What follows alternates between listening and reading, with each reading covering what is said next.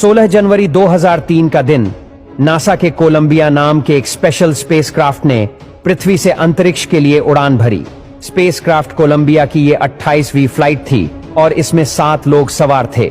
16 दिनों तक इन 7 एस्ट्रोनॉट्स ने स्पेस में कई एक्सपेरिमेंट्स किए और फिर 1 फरवरी 2003 के दिन वक्त आया इन सभी का पृथ्वी पर वापस लौटने का। सभी एस्ट्रोनॉट्स बहुत खुश थे।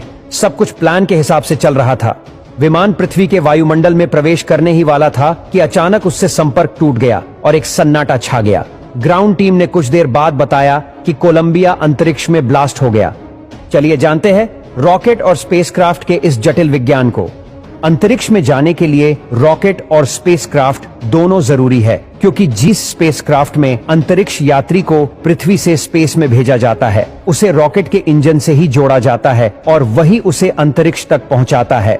सबसे पहले तो आप ये जान लीजिए कि रॉकेट और स्पेसक्राफ्ट दोनों अलग अलग होते हैं, क्योंकि स्पेस में एस्ट्रोनॉट्स स्पेसक्राफ्ट में बैठकर ट्रैवल करते हैं और अंतरिक्ष में स्पेसक्राफ्ट का ही मेन काम होता है।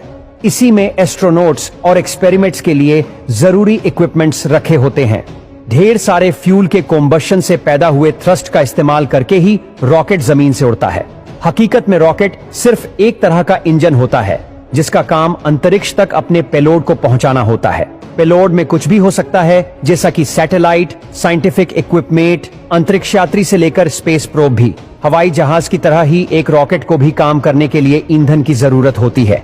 जब ईंधन जलता है तब उसमें से गर्म गैसेस निकलने लगती है। अपनी बनावट की वजह से एक रॉकेट इंजन इन गैसेस को नीचे की तरफ छोड़ने लगता है, जिससे एक थ्रस्ट या फिर धक्का पैदा होता है और रॉकेट हवा में उठने लगता है।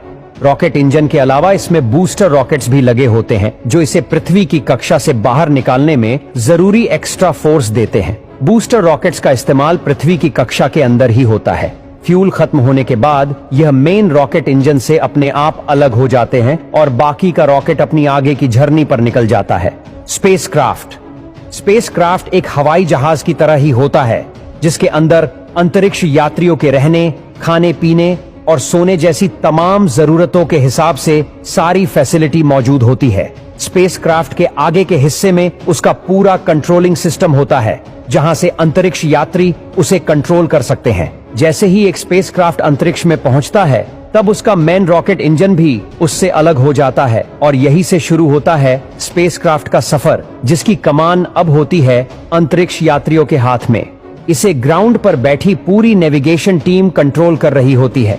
अंतरिक्ष यात्री इस स्पेसक्राफ्ट को ठीक उसी तरह से चला सकते हैं जैसे